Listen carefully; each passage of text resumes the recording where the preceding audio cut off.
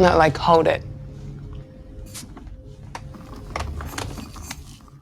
Now say, talk to me. Talk to me.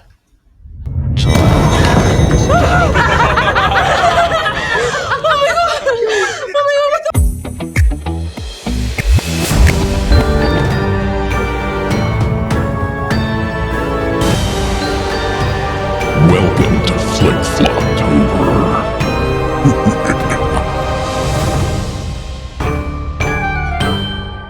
This month, Andy and I are taking on some old and new horror films and discussing our thoughts on these terrifying tales and movies of the macabre. This week, we are shaking hands with the dead in Talk to Me, the 2023 horror thriller from YouTubers turned directors Danny and Michael Philippou.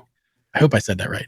In the movie, a group of teens conjure spirits using an embalmed hand, and things go horribly off the rails. Should this movie be the talk of the town or just talk to the hand? Find out in this episode of Flick Flops. That's pretty good. Talk to the hand. Philippou. Philippou? I like Philippou? that. All right. Philippou? So, yeah, I don't know how to pronounce the name either. I'm going to go with what you did. Philippou sounds really good to me. You want to jump right into the numbers on this one, Gary? Numbers. All right. So according to Rotten Tomatoes, which, as we always say, is our aggregator that we use, and I think most of the world uses, this thing was actually sitting at 94% with the critics and 82% with the audience. That's pretty sweet. This film was nowhere near bad or rotten. And sometimes Gary and I will do a film that is it's not necessarily bad. We just wanted to see it because there's a lot. This film's got a lot of people talking about it. So here we are with our little review. 94 and 82. Those numbers are pretty solid. I agree with them. I don't have any problem with that. The budget for this thing was $4.5 million, which is independent. I'd say dollar wise, it's not a big budget film at all. But so far to date is raked in $89.4 million, which is pretty damn sweet. It's only been out about a month from my understanding at the time of this recording, give or take. Written by a guy named Bill Heinzman, pronounce that wrong, and Danny Philippou. Directed by twin brothers, from my understanding, Danny and Michael Philippou. This was their, I guess, feature film directorial debut, though they are, as Gary mentioned, YouTubers. They have a channel called Raka Raka, and they've made quite a name for themselves in the YouTube world, and making like little horror type shorts.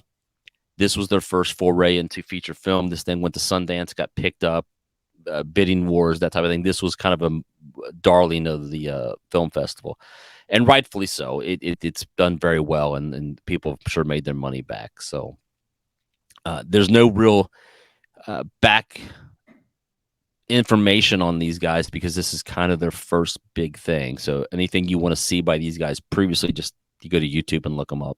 It's the best I can do. Yeah, I will admit I was totally ignorant of that. I didn't know that they were YouTubers and any of this stuff till looking into it after watching the movie and thinking, who did this? It seemed like a fresh movie for a change. One funny thing I did read about him in some of the research I was doing is one of the brothers, and I forget which one, and I forgot to write his name down, but just one of the brothers, Danny or Michael, did get into just a wee bit of legal trouble there. And all. This is from Australia, in case we didn't point that out. These guys are all Australian. Gary, you'll appreciate this. He got pulled over by the police in Australia for driving a completely waterproofed car filled with water, and he had a snorkel sticking up out of the top of it, and he was driving down the road. They pulled him over and said, "You can't do that." So he had again, when I say legal trouble, these guys seem like they're pranksters, and they're just having a good time. That's funny. As my favorite new comedian Dusty Slay would say, we're having a good time. We're all having a good time. We're having a good time. Dusty Slay, check him out. Funny. All right, Gary, that's all I got on numbers. Like I said, there wasn't a whole lot to dig up on these guys because there just wasn't much out there. Even on the writer, the Bill Heinzman, I don't have anything backstory on the guy. This is really their first thing. I will say that in the research I did, they are already working on a prequel to this film and a sequel to this film. So those things Yeah, those things are already in the works. Like principal photography has been done. There things that should be coming out in the next year or two. So that's all I got. Awesome. You want to throw some ratings around at me? Looking forward to that. Let's do ratings. Boom. The aired. Maybe I can get a sound effect in there. Ratings. So we're gonna do hands this week versus the normal toilet paper and poos. And to reiterate what Andy says every time, our scoring system is backwards. We decided early we want to do something a little different, and unfortunately, it's made it a little confusing along the way to some people. If you have the higher number of whatever we choose, and in this case, since we're doing October, we're doing Halloween films, we're doing something thematic. If you have more hands, it's bad. You want to have the less amount of whatever we are using as our rating system. So with that said, I will say that this week I gave Talk to Me. I don't know how you would do that. Half a hand? Just half a hand. Yeah. I actually I enjoyed this movie, but we'll talk about it after we. I started with a 0 hands on this. And I know we don't have a logo for that, so it wouldn't be able to do. So I backed off and went with 1. I went with 1 hand because there are people I know that would be like, they would kind of, poo-poo it, so to speak. We'll do it. But again, as we say on most of the movie reviews we do, I would temper who I suggest this to. Yeah. But there are people that I think would truly enjoy this movie. This thing was this was good. This was a good movie. We'll get into why we think it's good, but that's a good movie. And if you want, Gary, I can dive into what my thoughts were on it. Yeah, go for it. Start your list, and then we'll kind of play it. I'll go with for me. So this is one of those films where I have my notepad out and I'm ready to start taking notes and pick the film apart. And I found myself really just watching the movie, which we've talked about before. So I don't have a lot of notes for this movie. If I want to get nitpicky, there's one character you'll see in the film. I forget his name, and Gary, maybe you know, but the kid who had the hand in the duffel bag with the nose ring, just a bit of a douchebag. If you remember when they come to her house. Well, let's not forget, in every group of kids, there's at least one douchebag. And if you don't recognize the douchebag, then... Oh, was it me? Shit, I need to change my title down here. So anyway, literally the only thing I found that I didn't like was like the kid just when he enters the person's house and he's smoking, he's doing all this stuff, and I'm like, what a fucking... I would have told him to get out. Other than that, though, my only notes on this film was it's very intense, and it was very well done. Like, I mean, super kudos to these guys. This film, and I'm not gonna say it's original. It's not super, it's not a twist like a M. Night Shyamalan's early work would have been. It was just well done. It held my attention to a point where I wasn't writing anything down. Like, I was like, "Oh, what is going to happen?" I thought it was relatively original, and maybe I'm completely wrong on that, but I just really enjoyed this film. I got a critic's review here. I'll read, and again, I always try to find a rotten review to see if I agree or disagree with the rotten. There are not a lot of rotten reviews for this film. If you go to Rotten Tomatoes, this thing is full on praised. Yeah. This one person, Brian Tallarico from RogerEbert.com, he wrote, "I don't think it completely works, but there are some great ideas here, along with some promising filmmaking and remarkable horror images." And I'll agree with that. I think these guys got a great future. If this is their first effort, this is good. This is, when you told me to we should watch this film because we had other films picked for this month, but you bumped this one up.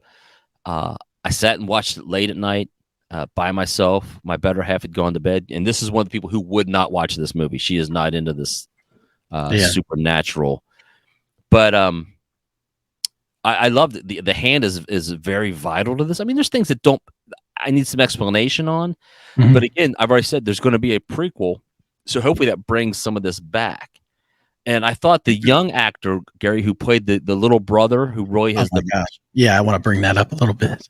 I thought he was great. Yeah. I truly thought he did a super great job.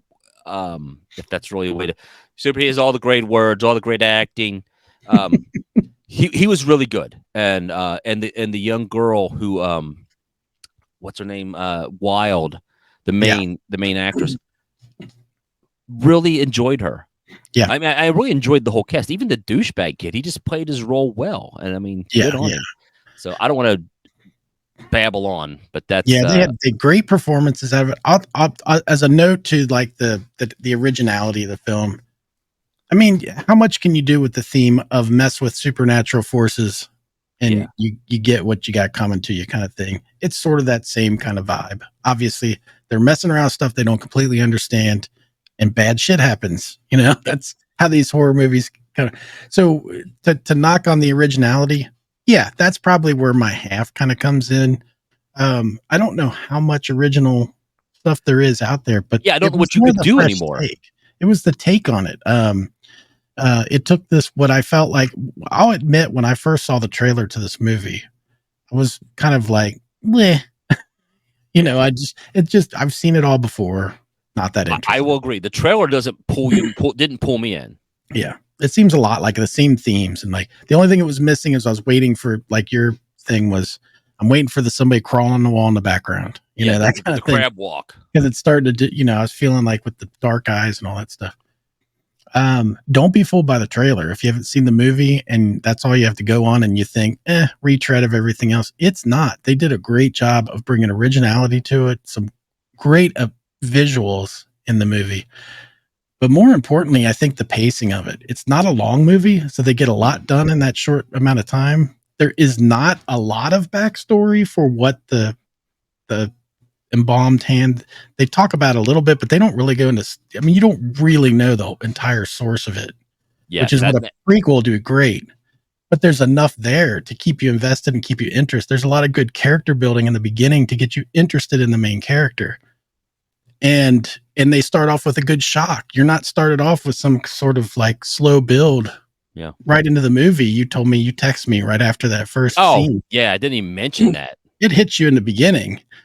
And then it does the little character build of it's kind of like, it starts with the people that had the hand prior to the people that you're seeing now with it. That's what I was saying, because they do not revisit that opening scene, which left me just a little like heads. Okay. But yeah, I mean, I texted you immediately, like, dude, I said, what did I just see? Like, that's crazy. Yeah, they don't go back, but they do revisit the character. The guy that I don't want to say too much about. Right. Yeah. So you're trying to dance. It's like, and I don't want to do that. I don't want to ruin anything in this movie. I will say there's a point earlier when things really start to pick up that was brutal. And I was like, with the brother. I mean, yes. I was like, oh my God. And that really, you know what? It's funny to contrast this next to Terrifier, which we just did last week, and to talk about a movie that was brutal, but it just seemed like there was nothing to it. And I know that we disagree on that movie, but with this one, I felt like there was so much there that this is the exact example of what I want. Yes. And this movie did it great. And I really enjoyed it. Because Terrifier was gratuitous. True. It's like they made a movie around trying to build it to one scene. Yeah. This scene Gary's talking about, you don't quite see coming, and then you want it to end, and it doesn't end. You're like, holy shit. True. Okay, yeah. I got the point. Let's move, and it just keeps going. Yeah. And the one other thing, two things I'll say real quick. That what I think I was intrigued with, because again, the supernatural and talking to the dead type thing, I get it. What I loved is how they revealed the first time where the girl behind you's character, when she grabs the hand and then the camera pans around. Yeah. And you see what she sees, and I'm like, oh, I like this a lot. I like where this is going, because and I'm not trying to give anything away. Watch the movie. Yeah. But the very end scene, Gary, and maybe, I don't know if you'll talk about it on here or not, you can always edit out. So I'll give you a second.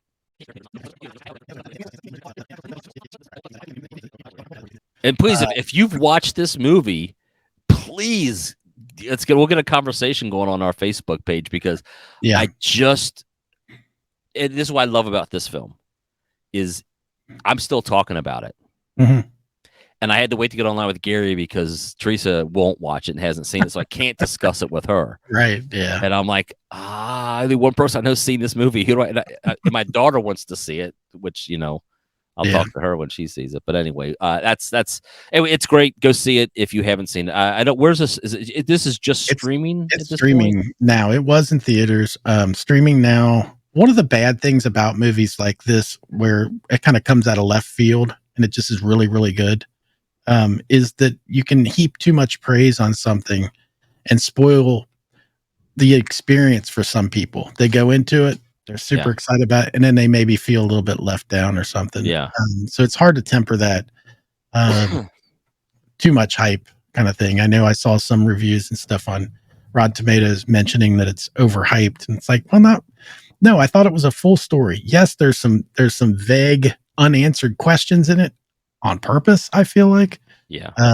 The ending I thought wrapped up perfectly because I don't want to talk too much about it. We'll have to have a secondary conversation going. What the reason this? But I just love the way the ending wraps up.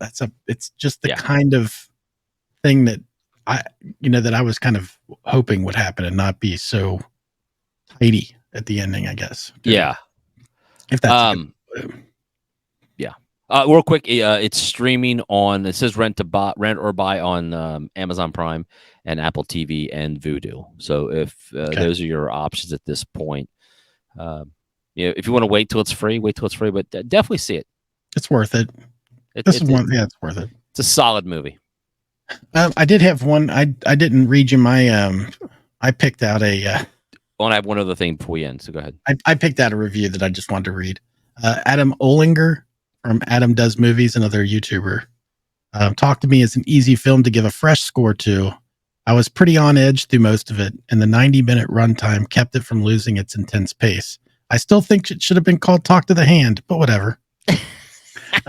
True story. I good enough to even rip that off for my intro, so credit to that guy.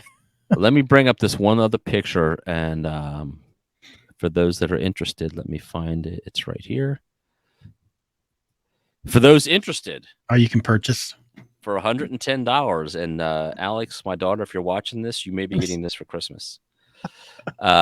You can go to A24's website and you can actually purchase one of these. And I'm truly considering ordering one of these because my daughter is a huge horror film fan. Yeah. And I recently sent her a red balloon in a box. So when she opened it, the box just opened and a red balloon floated out. So this might be something that shows up one day at her house, and I hope it scares the living crap out of her. That's great. I love you, Alex. And what a great marketing idea too. Oh my God, look at this thing. In this, Gary, just so you know, you fit a candle on top right here. Oh, nice. So you light the candle on top of it because the candle is a key element to that's right. Talking to the dead. Make sure you close the door. Oh yeah, definitely do that. And don't go past 90 seconds. All right, well, let's wrap it up. Talk to Me. We both give it good grades here. We thought this was a good one. We think you should watch it, but if you disagree with us or want to tell us what did we miss in our, you're wrong. If you disagree, you're wrong. So what did we miss in our Event Horizon? Yeah, call out. Jeff's been called out. Jeff, somebody behind. No. If you disagree, you're wrong, and I will respond to your comment later. Shots fired. I've just been busy, Jeff, but it's coming. Like, comment, subscribe, all that stuff, and please join us on the page where we can discuss things further. And don't forget to pay the video license. Really great guys, and you get a lot for your buck. Because I don't want to fall into that. I really want to do it. You sounded a little bit like Nicolas Cage, like the really great guy. Yeah. These guys are great. You get a lot for your money. Great. Okay, all right. I'm playing my squeeze box. Big Lee. Okay. Worst Bill Clinton ever.